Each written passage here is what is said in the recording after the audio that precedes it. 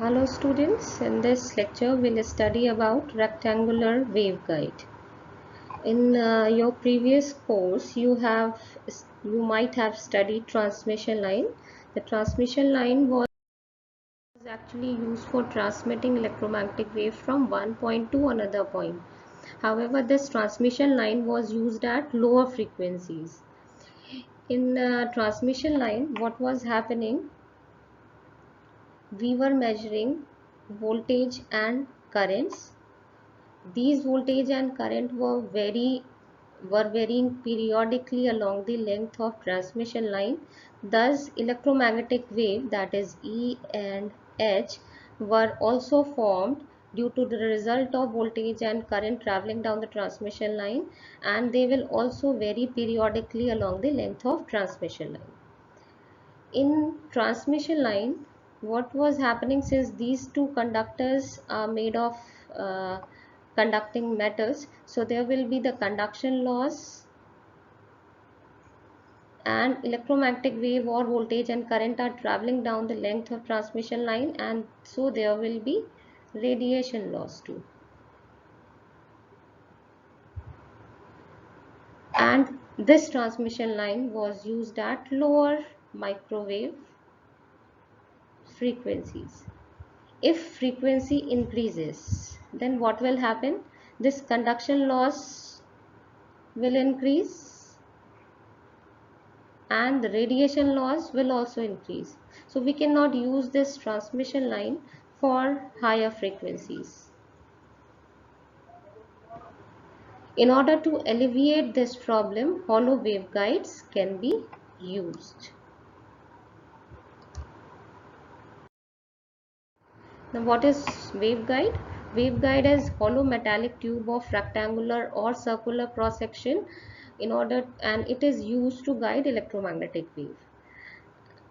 I have already mentioned that transmission line was used at lower microwave frequency. Waveguides will be used for higher microwave frequency. Usually this frequency is above 5 GHz. So what happens in waveguide? Waveguide is a hollow metallic tube of rectangular cross section. So or a circular cross section. So there will be two kinds of waveguide: rectangular waveguide and a circular waveguide. They are made of metal and there is air in between these two in these conductors. Here there is air in between this conductor. This is conducting material in cylindrical shape. Cross section is circular. Here this is rectangular waveguide, means this is metal, this is metal, it's a like a hollow box, metallic box, and air in between these conductors. So what happens when electromagnetic wave is sent down the length of waveguide? So they will travel along its length.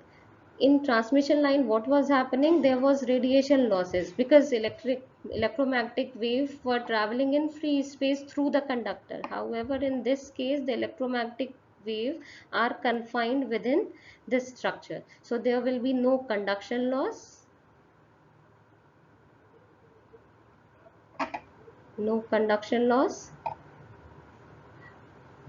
because they are traveling in between these two conductors through the dielectric.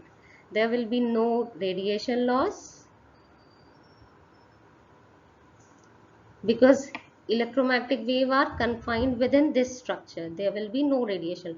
However, some kind of power loss may occur because these waveguides are made of metal, so there will be power loss in the form of heat through these conductors. So next is transmission modes. In transmission line, you might have seen that in transmission line there was only TEM mode of propagation. What is TEM? Transverse electromagnetic. Means it's a uniform plane wave in which electric field and magnetic field are transverse. Transverse means perpendicular to each other, and they are also perpendicular to the direction of propagation.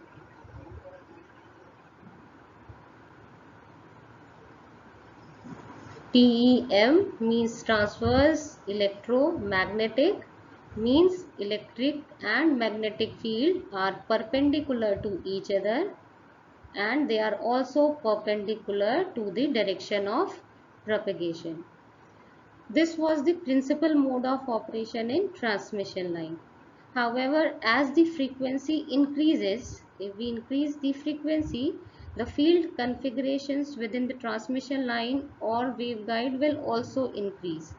The modes are actually, what is mode? Mode is electromagnetic field configurations.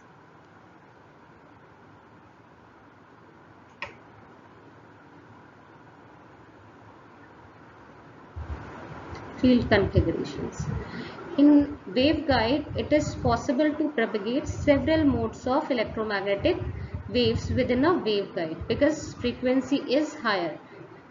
So we have infinite number of modes or electromagnetic field configurations traveling down the waveguide. How these modes are determined for waveguide or transmission line? When we solve Maxwell's equation for particular waveguide and we apply appropriate boundary conditions, then we can get the solution, and this solution will correspond to the electromagnetic field configuration for that particular waveguide. Okay, so let's see how these modes are propagating down the length of transmission line and how these modes are being generated. So we see it through the analogy. You see this diagram. Let's say we have a blowgun. This is the blowgun through which rice particles, this is rice particle, which are being blown down the length of this blowgun at constant velocity. So if in this particular case, when we are sending the rice particle through the blowgun at constant velocity, these rice particle will move along the length of this blowgun in constant direction or in one particular direction. This is analogous to single mode propagation. Single mode propagation as it happens in transmission line. However, if we decrease the size of this rice particle and or we increase the cross-sectional area of this blowgun and we send this rice particle, a smaller rice particle along the length of this blowgun, then they may acquire any space within the blowgun and they will move in various configurations or various modes. They will not follow any one particular movement direction. Understood? So if in this particular case we can say that rice particles can move in any configuration that could be possible through the along the length of blowgun. This corresponds to higher mode propagation or multiple mode propagation. Multiple mode propagation. So how we can understood what is mode? So mode, I said that it is electromagnetic field configuration which is traveling down the length of any waveguide or transmission line.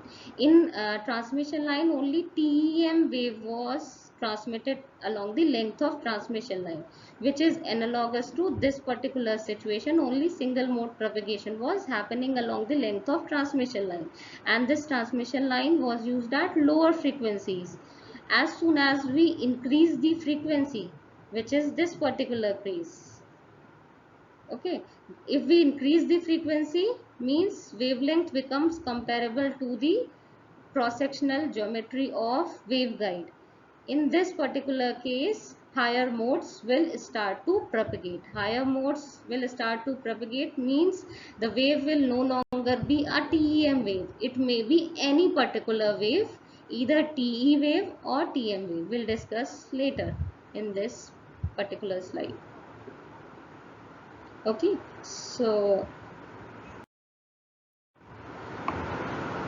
Since there are various modes, higher order modes, TE or TM modes, they exist within waveguide. Each mode has definite cutoff frequency. Each mode has certain cutoff frequency. If frequency of impressed signal means the signal which is sent along the length of transmission line. If frequency of impressed signal is greater than the cutoff frequency for that particular mode,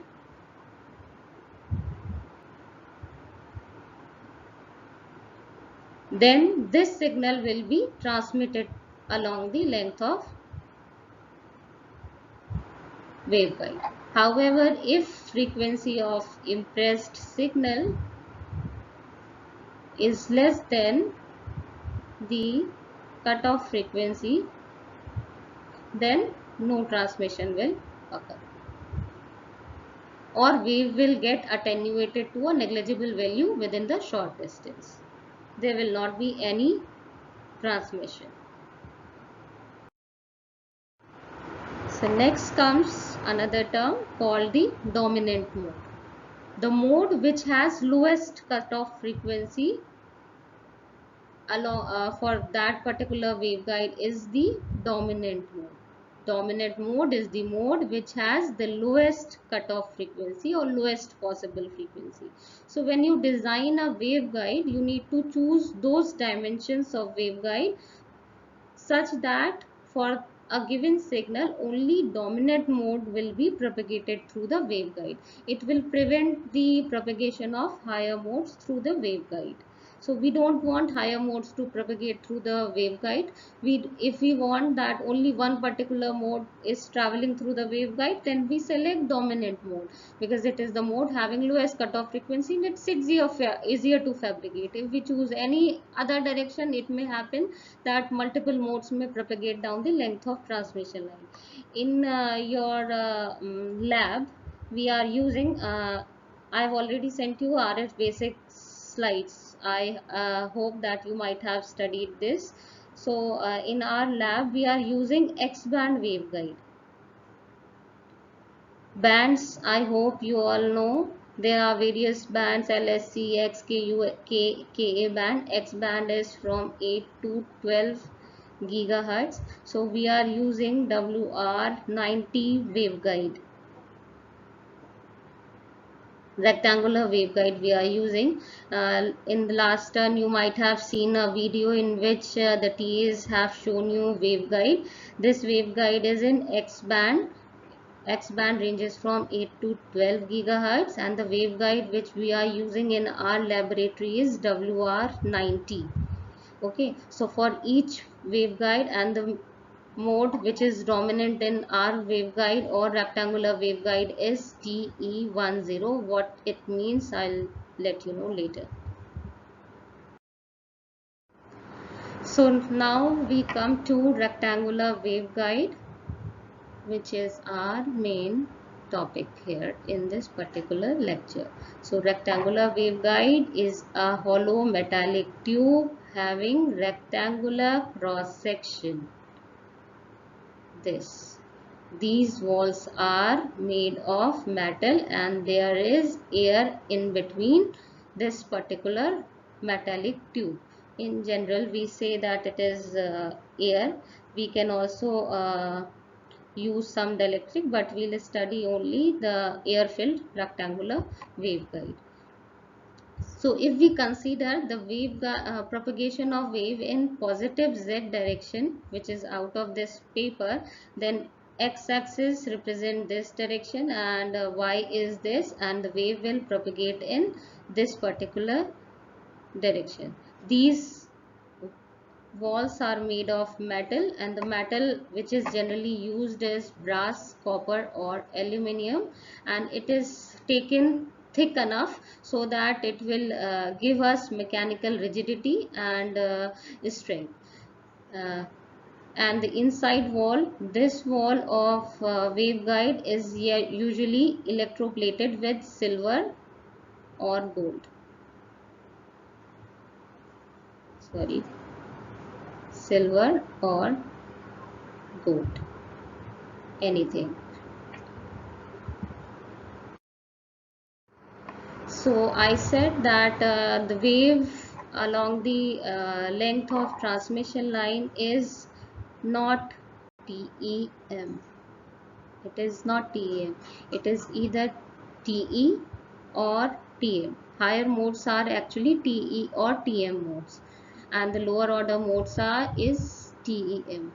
TE means transverse electric. Transverse means perpendicular. Electric field is perpendicular, means there will be a component of magnetic field in the direction of propagation. So TE mode is the mode in which electric field is perpendicular to the direction of propagation, means there will be one component of magnetic field which will lie along the direction of propagation. TM mode, transverse magnetic. Transverse to what? Transverse to the direction of propagation. So TM means transverse magnetic, means magnetic field component is transverse or perpendicular to the direction of propagation, means there will be a component of electric field which will lie along the length along the direction of propagation. Now basic behavior of wave propagation through the waveguide. Suppose what is TEM? TEM means transverse electromagnetic. So if we have this, let's say we have this waveguide and we are sending a TEM wave. TEM wave. TEM means if wave is propagating this particular direction, in this direction there will be Ez will be 0 or Hz will be 0. This is TEM wave. No component of electric and magnetic field in the direction of propagation. If Z is the direction of propagation, then Ez or Hz will be 0 in Z direction. So if this TEM wave is sent down the length of transmission waveguide, then it will not propagate through it. Why? Because we have seen the boundary conditions for conductor. I hope you will study RF basic slides on your own, because all these things in RF basic slide you might have studied in electromagnetic course and you have already studied the antenna course. So I am not going to tell you what the boundary condition is again. What is boundary condition? Boundary condition for conductor is tangential component of electric field is 0 at the conductor. So all these walls are made of conductor. So if TEM wave is sent down the length of transmission line, then along y direction and along this x direction and y direction, these are tangential component of electric field. They will get shorted out through the walls of conductor. So there will not be any electric field on these conducting walls. So the wave, there is no propagation. Understood? So what I am saying is, if we send this TEM wave down the waveguide, then because of the boundary condition which says that tangential component of electric field is 0 at the conductor. So what will be the tangential component of electric field at the conductor? If wave is propagating in z direction, it will be x component and y component. These will be the tangential component. They will be 0. Ex will be 0, ey will be 0. Okay, means by sending TEM wave through the line, all the components of electric field will be 0. They will get shorted, or we can say they will get shorted by the walls of the conductors of waveguide. So there will not be any propagation. So if we want propagation to occur in rectangular waveguide, we need to send TEM wave in zigzag manner like this. So what will happen? This TEM wave could be resolved into two components, this component and this component. So there will always be a component of electric field or magnetic field along the direction of propagation. If this is the direction of propagation and we send the TEM wave in zigzag manner, then this TEM wave could be resolved into two component, horizontal component and vertical component. And what we are seeing that one component of electric field or magnetic field will always be in the direction of propagation. Means wave will no longer be a TEM wave. What is TEM? TEM means no component of electric or magnetic field in the direction of propagation. Since we are having either E or H in direction of propagation, so wave will be no TM. It will be either TE or TM. Understood why I said the rectangular waveguide or waveguide will have only TE or TM wave? Because there will always be one component of electric field or magnetic field in the direction of propagation. So Vg is the velocity. If we use this figure, sorry, the earlier figure for mm, earlier figure, if we refer the earlier figure like this, so Vg is the velocity of wave along the length of waveguide, Vn is the normal component of velocity, and Vc is the velocity of the actual velocity of the waveguide. Okay, so lambda is in the direction of propagation of incidence wave, lambda n is the direction wavelength normal to the waveguide, normal to the reflecting plane, and lambda p is the wavelength parallel to the plane. So these component could be resolved, these component could be written as this. It was like this, something like this. You may refer the earlier slides. Lambda p is this one, this is theta, and this is the normal component. So and this was lambda. So lambda p is lambda by sine theta, and lambda n is, this is lambda n, and this is lambda p. Okay, lambda p is lambda by sine theta and lambda n is lambda by cos theta. Vg was the velocity of along the length of transmission line, group velocity. The velocity parallel to the wall is the Vg velocity. Vg is equal to Vc sine theta and Vp is equal to lambda by f into lambda p. Vp is the phase velocity, the velocity with which the wave changes its phase, means it will be corresponding to this particular, from this point to this point is the phase velocity will measure, okay, along the length of waveguide. So it will be Vc by sine theta. Mode designation. The modes in rectangular waveguide are designated as TEMN and TMMN, where M represents number of half waves of electric or magnetic field in x direction. We'll draw it later after solving Maxwell's equation. You just need to know here how modes are designated here. TMMN means for TM mode, M and N. M represents number of half waves of electric and magnetic field in x direction, and N represents number of half waves of electric or magnetic field in y direction, if we consider the wave propagation in positive z direction. So that's it for this lecture, and the mathematical calculation will be sent through the different lecture. Thank you.